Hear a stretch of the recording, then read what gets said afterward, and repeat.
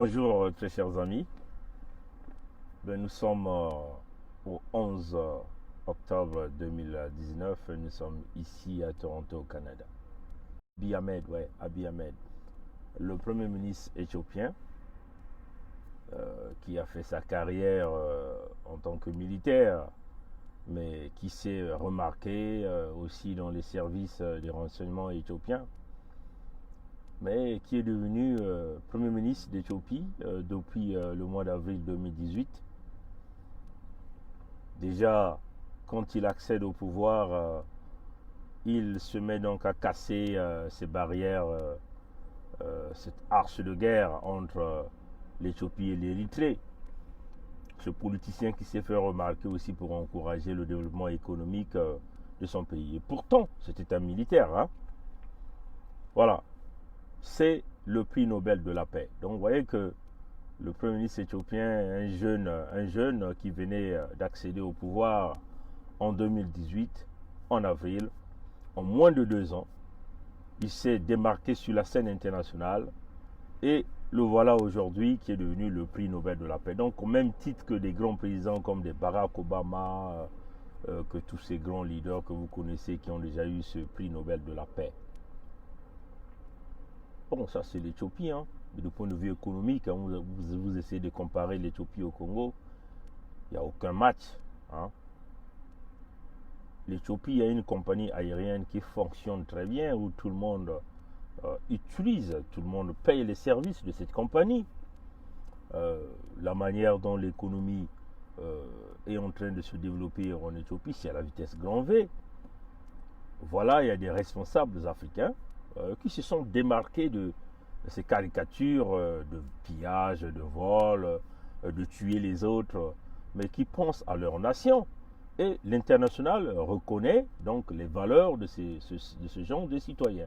C'est comme un peu le Premier ministre Abiy, prix Nobel de la paix, et nous tenons simplement à le féliciter parce qu'il faut dire que il est très jeune. Hein? Il est très jeune. Regardez un peu l'Afrique centrale avec des gens qui se prétendent être des grands politiciens, des grands chefs d'État, mais jamais ils ont été couronnés sur la scène internationale. Mais ils sont toujours restés là pendant des années. Vous regardez cette zone d'Afrique francophone, là, tout le subsaharien, hein, vous allez voir des gens comme des Biya qui sont là, des décennies et des décennies au pouvoir, leurs États n'avancent jamais. Personne ne les reconnaît sur la scène internationale, sinon que la France-Afrique. Hein. Nous avons encore vu Biya aller chez le négrier blanc qui est Macron. Vous voyez? Et lui-même, il est négrier noir dans son pays. Il prend les richesses de son pays pour donner au négrier blanc. C'est pitoyable quand nous voyons ce genre de choses. En Afrique centrale aussi, vous aviez Sassou Denis, un criminel à outrance, hein, qui n'a aucune vision. Et là, il se prépare à taper sur la matrice congolaise avec ce que la matrice qui donne la joie du peuple congolais, qui est le Congo, en venant avec une formule de dialogue, enfin on va dire monologue. Mais chers amis, oui, vous allez citer des dictateurs, il y en a encore, il y a des gens comme des Bongo qui il est devenu un handicap, mais il veut s'asseoir et pourtant son état de santé ne lui permet pas de continuer à occuper ses fonctions. Mais c'est des malades mentaux, chers amis, parce que regardez l'état de santé de Ali Bongo. Vous voyez qu'un homme sérieux, aucune entreprise, chers amis, aucune entreprise ne peut accepter un employé dans cet état. L'entreprise te demande d'aller te soigner. Mais regardez l'Afrique. L'État est dirigé par un homme malade. Des facultés mentales ont diminué. Il n'est plus à 100%, même pas à 50% de ses facultés. Mais il est là, il se contente comme chef d'État. Voyez? Regardez de l'autre côté de la Guinée, c'est la même chose. Il s'agit de Guinée, de Obiang Nguema, qui est resté des décennies au pouvoir, même de Alpha Condé qui veut changer la constitution pour se maintenir encore pour un 3e mandat, alors que les autres chefs d'État comme les Issoufou ont dit 2 mandats ça suffit. Changer la constitution, se maintenir à un 3e mandat, risque de plonger le pays dans une crise aiguë. C'est ce que nous sommes en train de vivre. Mais revenons maintenant dans notre pays, le Congo-Brazzaville, parce que c'est là où nous sommes nés, c'est là où nous devons taper dessus. Voilà des politiciens, des militaires mal formés qui ne connaissent pas le sens de la patrie, au lieu même de faire du copier-coller par le Premier ministre Abiy d'Éthiopie. Non, c'est des militaires qui se sont simplement décidés d'aider un bourricot à la tête de l'État. Et il y a des politiciens fantômes comme des gens comme des Martin Berry, des gens comme de Pascal Satima Biala, des Guy Parfait Kolela, des pourritures. Il faut dire que c'est une racaille que nous allons les brûler vifs. Hein, il faut nous autoriser de le faire. Mais ils s'apprêtent encore à jouer un énième coup d'État d'accompagnement du régime Sassou avec ce qu'ils ont appelé le monologue. Hein? Taper sur la matrice du Congo, c'est-à-dire que détruire la matrice qui est le Congo, qui est notre nation, en nous venant avec une formule de dialogue. Mais l'objectif de ce direct de ce matin est de dire à Sassou et de dire à ses opposants et aussi de dire à notre diaspora, parce qu'il y a cette diaspora faible d'esprit qui se plaignent, dialogue. Mais ils le font déjà, ces dialogues-là. Ils le font tous les jours.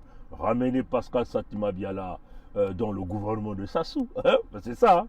Satima Biala fait partie du gouvernement de Sassou.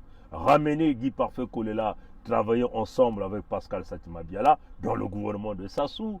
Ramener des gens comme de Paul-Marie Mpouelé. Ramener tous ces gens, même des faux opposants qui attendent à ce dialogue. C'est une façon de vous embrouiller. Mais en réalité, ils se communiquent tous les jours, chers amis.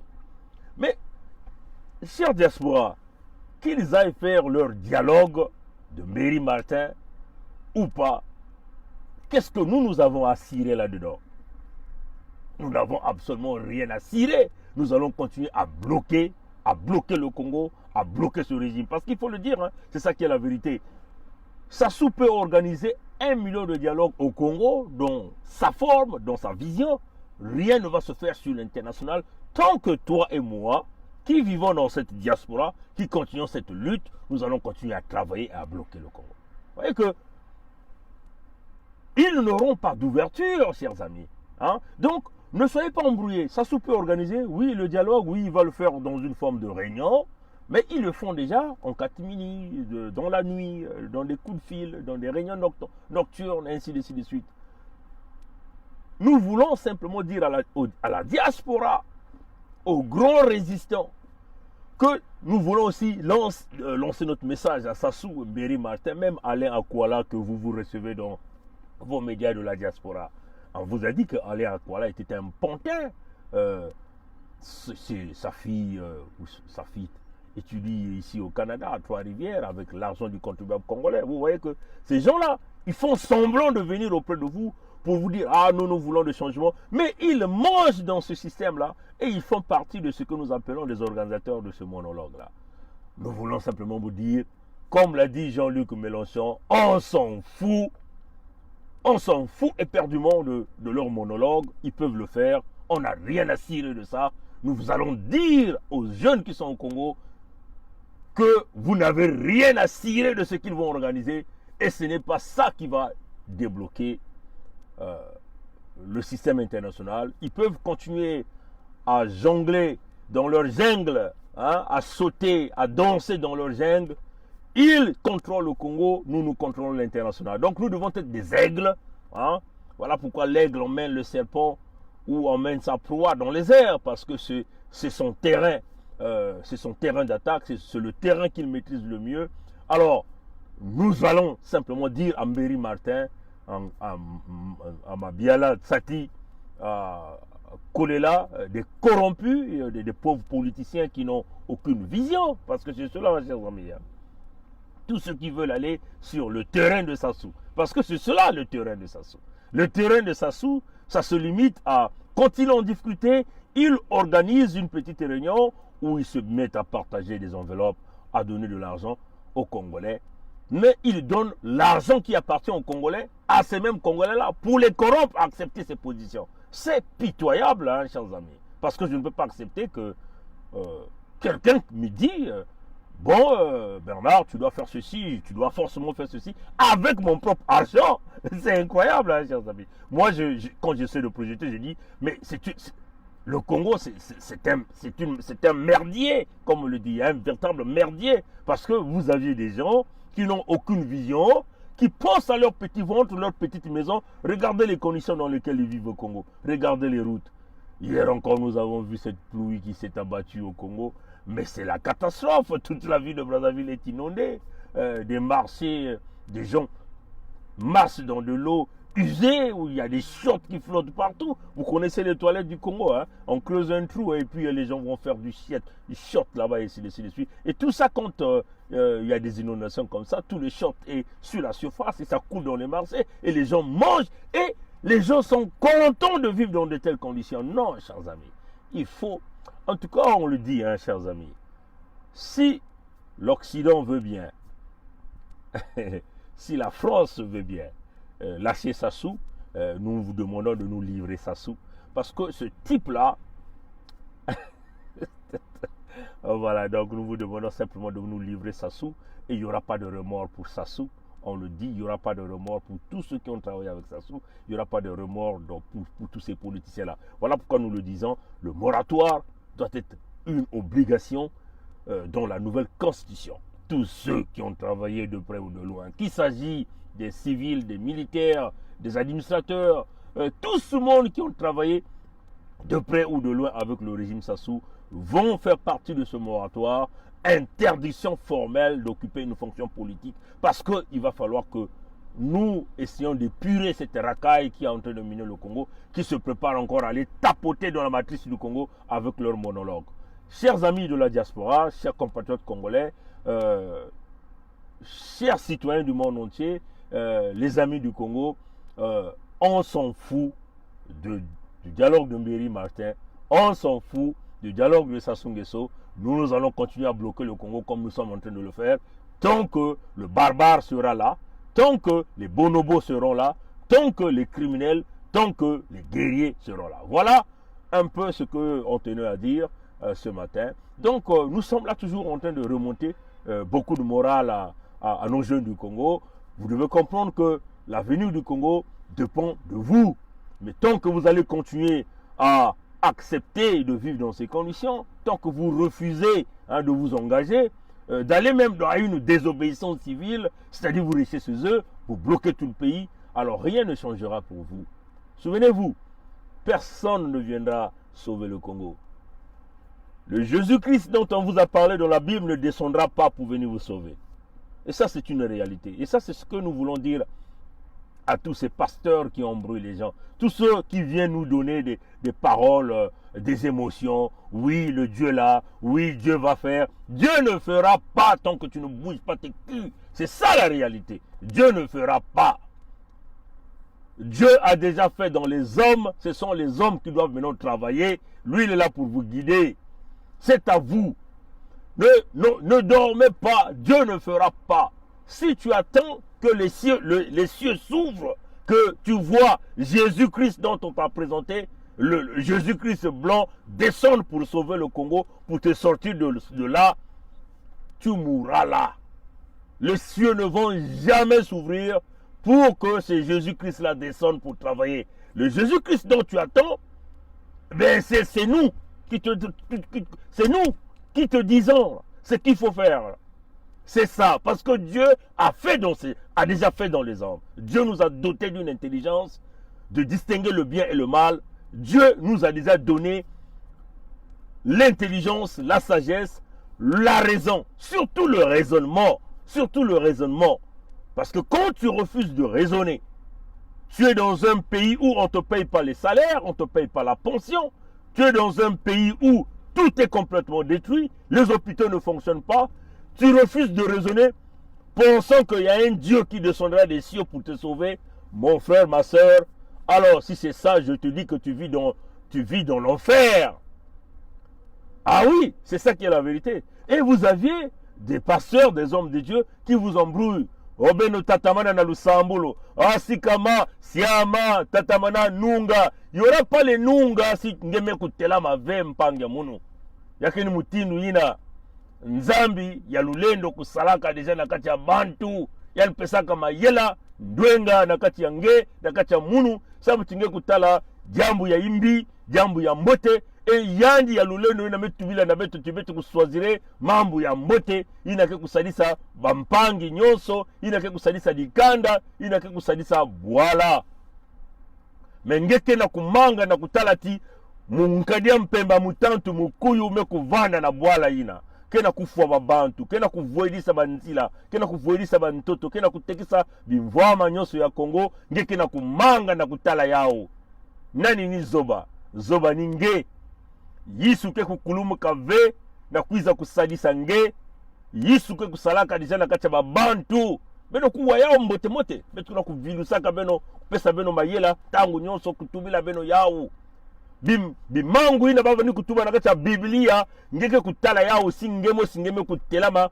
ngemba na kusala betu zabati na dibundu ya betu ya Kongo ba misioni baba ni kutubaka sala sambila sala nina batata ndundu bani kuzonza batata ndundu pe vandaka na kati ya diambu ina na kati ya dibundu ya Kongo bampangi ba mama bani kuna babimvuka bani kuna kusala babilanga bani kuna kutekisa na kuzwa bimvwama sala sambila sala yina ke jaka na kati ya babantu ve bame kuzibana na kusala bame kumakaka na lusambulu mengi singeme kutatamana na lusambulu ngena kusala ve angena kutala lulendo ya tata nzambi asiki mpya ngeke kutala yao ve tuna kutuba na beno bintango nyonso bwala bakena kuvedisa bakena kutula bena kati ya mpasi ngeke na kumanga na kutala ngeke na kumanga na kusala na iki ni kutelama na kubingisa nkadia mpemba mutantu mukuyo betukuna kutubila beno ya bilumu mingi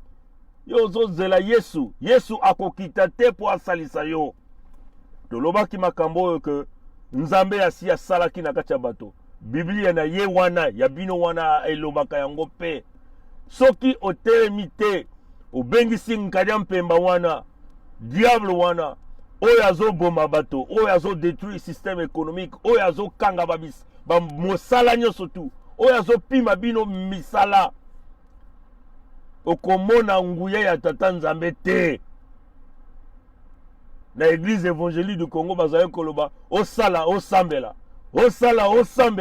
bino bobosani bozali kaka kosambela na ke veillée de prière na ke boye nzambe akosala te okokufa wana makambo baz émotion biso toza na kati kuna te tolobaki yango kala makambo na bino baz émotion nzambe boye nzambe akosala te soki yo moko otelemi te bobosani kosala bolingi kaka kosambela okomona pe nguya ya nzambe wana te.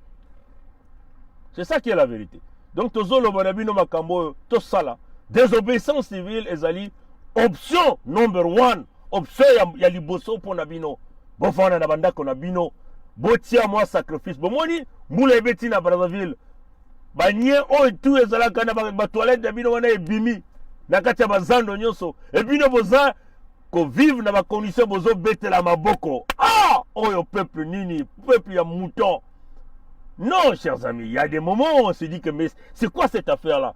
Qu'est-ce qui pousse ce peuple-là à rester dans cet esclavagisme? On le dit, on devient esclave heureux parce que vous avez voulu vivre sous cette dictature et vous continuez à rendre les dictateurs les plus puissants parce que vous refusez d'agir, vous refusez de voir. Et nous avons dit non, le troisième œil est ouvert et la lutte doit continuer jusqu'à ce que nous allons obtenir la tête de Sassou. Alors, vous les militaires congolais, soyez des patriotes, s'il y a encore de vrais militaires. Ne soyez pas des guerriers contre votre peuple. Prenons au moins l'exemple du Premier ministre Abiy de l'Éthiopie, qui a été aussi un militaire, mais il a choisi la paix, il a choisi son peuple, il a choisi de faire avancer et de développer son pays. C'est cela que nous vous demandons, vous les jeunes officiers, s'il y en a encore des vrais officiers au Congo. Alors rejoignez-nous dans cette lutte, la lutte continue, on le dit. Le monde appartient à ceux qui se lèvent tôt, à ceux qui dorment tard, à ceux qui luttent, à ceux qui se battent. Et nous voulons que les jeunes Congolais puissent suivre ce chemin de la résistance. On le dit, le mot d'ordre ici, c'est la résistance en continu. On le dit encore, c'est la résistance en continu. Mbéri Martin peut organiser son monologue avec Sassou. on s'en fout. Ils peuvent tripoter, on s'en fout. Notre objectif, c'est de prendre tout ce monde, de le ramener dans un moratoire militaire, civil, militaire. Tous ceux qui ont travaillé de près ou de loin avec le régime Sassou, tous ceux qui ont déjà occupé des fonctions de dirigeants dans ce pays, dans le moratoire, nous allons renouveler tout le système politique, tout le système économique, tout le système militaire au Congo-Brazzaville. Ce sera l'unique moyen de sortir. Alors, Mbéri Martin, on s'en fout de ton dialogue.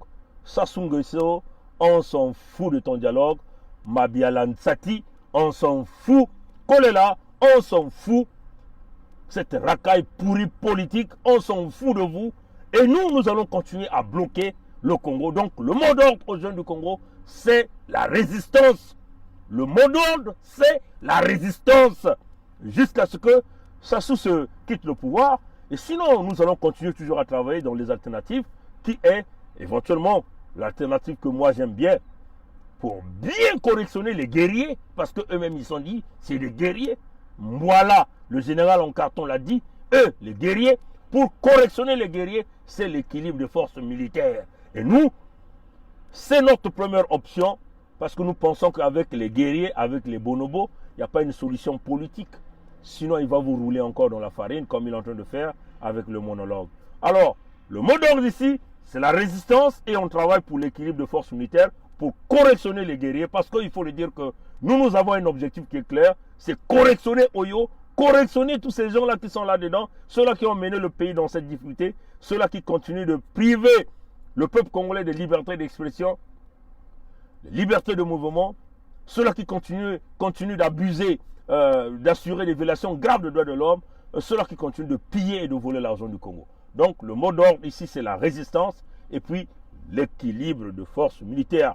Que le Créateur nous guide. Salah, Sambila, Sambila, Salah.